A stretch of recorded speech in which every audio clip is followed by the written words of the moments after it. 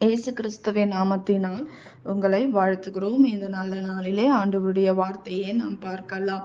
லூக்கா 23 34 அப்பொழுது இயேசு, பிதாவே, இவர்களுக்கு மன்னியும், தாங்கள் செய்கிறது இன்னதென்று அறியாதிருக்கிறார்களே என்றார். ஆம் பிரியமானவர்களே, இந்த காலை வேளையில ஏசப்பா உங்களோட பேசுகிற வார்த்தையை நாம் பார்க்கலாம். இன்றைக்கு நாம் பார்க்க போகிற காரியம் மன்னிப்பு. தேவனுக்கு விரோதமாக நாம் செய்கிற காரியங்கள், அந்த காரியங்களை ஆண்டவர் மன்னிக்கிறார். பிதாவினிடத்தில் ஆண்டவர் நமக்காக பரிந்து பேசுகிறார் என்று நாம் பார்க்கிறோம். பிரியமானவர்களே, இன்றைக்கு பிதாவே, இவர்களுக்கு மன்னியும், இவர்கள் செய்கிற என்னதென்று அறியாதிருக்கிறார்களே என்று பிதாவினிடத்தில் பரிந்து பேசுகிற தேவனாய் இருக்கிறார். இன்றைக்கு நாம் பார்க்கும்போது நம்முடைய வாழ்க்கையில் எத்தனையோ காரியங்களை நாம் செய்கிறோம். ஆண்டவர் இந்த உலகத்தில் எதற்காக வந்தார்? நம்மை ரட்சிக்க, நம்ம பாவங்களில் இருந்து நம்ம மீட்டெடுக்க ஆண்டவர் வந்திருக்கிறார். பிரியமானவர்களே, இன்றைக்கு நாம் நரகத்துக்கு போகக்கூடாது, பரலோகத்துக்கு நம்மை கொண்டு போக வேண்டும் என்று ஒவ்வொரு நாளும் நாம் செய்கிற காரியங்கள் பாவங்கள் எதுவாய் இருந்தாலும் ஆண்டவரிடத்தில், பிதாவிடத்தில் போய் அவர் நமக்காக பரிந்து பேசுகிறார். பிதாவனுடைய சித்தத்தை செய்யும்படி தன்னை பலியாக நமக்காக ஒப்பு கொடுக்கிறார். தகன பலியாக தன்னை ஒப்பு கொடுத்து நம்மை மீட்டெடுக்கிற தேவனாய் இருக்கிறார். பிரியமானவர்களே, இன்றைக்கு மன்னிப்பு என்ற வார்த்தை நிமித்தமாக நாம் இன்றைக்கு பார்க்கிறோம். 2 கல்லனை நாம் பார்க்கிறோம். அந்த கல்லனை ஆண்டவர் மன்னிக்கிறார். இன்றைக்கு மன்னித்து அவரை ஆசீர்வதித்தார் என்று வேதம் சொல்லுகிறது. நாம் ஒரு காரியத்தை நீங்களும் நானும் மறக்கவே கூடாது. பிரியமானவர்களே, அவர் பலி அல்ல, இரக்கத்தையே விரும்புகிறார் என்று வேதம் சொல்லுகிறது. பிரியமானவர்களே, இன்றைக்கு நம்முடைய வாழ்க்கையில் கற்றுக்கொள்ள வேண்டிய காரியங்கள் என்னவென்றால், சிலுவையில் ஆண்டவர் பேசின காரியம் நம்முடைய வாழ்க்கையில், நாம் நடைமுறை வாழ்க்கையில் நாம் சிலுவையின் வார்த்தையின்படி நாம் நடக்க வேண்டும்.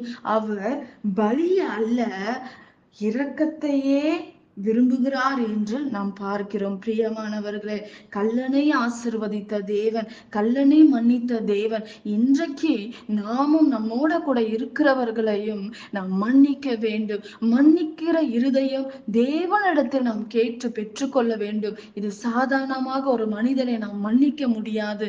நமக்கு விரோதமான ஒரு காரியங்களை அவர்கள் பேசும்போது, நடக்கும் போது நம் இருதயம் அவர்களை மன்னிக்காது.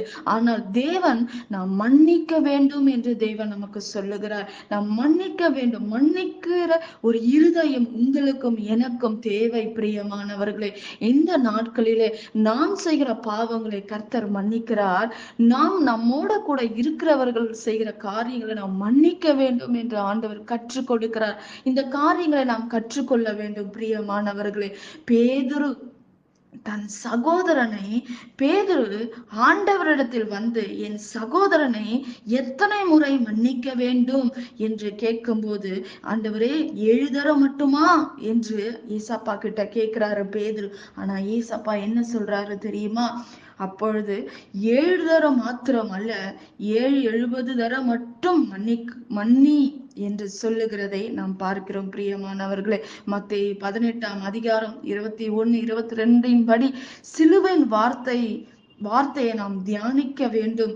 அதன்படி நாம் நடக்க வேண்டும். நாம் மன்னிக்கிறவர்களாக மாற வேண்டும். பிரியமானவர்களே, இன்றைக்கு ஆண்டவர் நம்ம எத்தனையோ பாவங்களில் இருந்து நம்மை மன்னித்து நம்மை தூக்கி எடுத்த தேவன் ஒருவர் உண்டு. பிரியமானவர்களே, நாமும் நம்மோட கூட இருக்கிறவர்களை மன்னித்து நீ ஆசீர்வதி என்று வேதம் சொல்லுகிறது. ஏசப்பா அப்படிதான் செய்கிறாரு. கல்லனை கூட மன்னிக்கிறாரு. நம்முடைய பாவங்களுக்காக பிதாவினிடத்தில் போய் பரிந்து பேசுகிறாராம். பரிந்து பேசி நம்மை எப்படி ஒரு 2 கல்லனை ஆண்டவர் ஆசீர்வதிக்கிறார். அவரை மன்னிக்கிறாரோ அப்படிப்பட்ட இருதயம் நமக்கு வேண்டும் பிரியமானவர்களே. எத்தனை கிறிஸ்தவர்கள் நாம் மன்னிக்கிற இருதயம் இருக்கிறது. நான் ஜென்மத்துக்கு அவனை மன்னிக்க மாட்டேன், அவனோட முகத்துல கூட முழிக்க மாட்டேன் சொல்லுகிறவர்கள் எத்தனை பேர் பிரியமானவர்களே. நினைச்சு பாருங்க, இன்றைக்கு நீங்க நம்ம சொல்றோம், ஆனா நாம செய்கிறதை தேவன் நினைத்தாருன்னா நம்ம எங்க போவோம் என்று நினைத்து பாருங்கள் பிரியமானவர்களே. சகோதரனை மன்னிக்க வேண்டிய 7 தரையா என்று பேதுரு கேட்கிறாரு. ஆனா ஆண்டவர் சொல்றாரு, 7 தரம் இல்ல, 70 தரம் மட்டும் நீ மன்னி என்று சொல்லுகிறதை நாம் பார்க்கிறோம் பிரியமானவர்களே. கர்த்தர் நம்மோட கூட இருக்கிறார், நாம் மன்னிக்கிறவரா இருக்க வேண்டும். தேவ பிள்ளையே, இன்றைக்கு நீ எத்தனை பேரை நீ மன்னிக்காமல் இருக்கிறாய்? உன் தகப்பனை நீ மன்னிக்காம இருக்கீங்களா? உன் மனைவியை மன்னிக்காம இருக்கீங்களா? இன்னைக்கு மன்னிச்சிருங்க. இந்த வார்த்தையை கேட்கிற நீங்க மன்னிச்சிருங்க.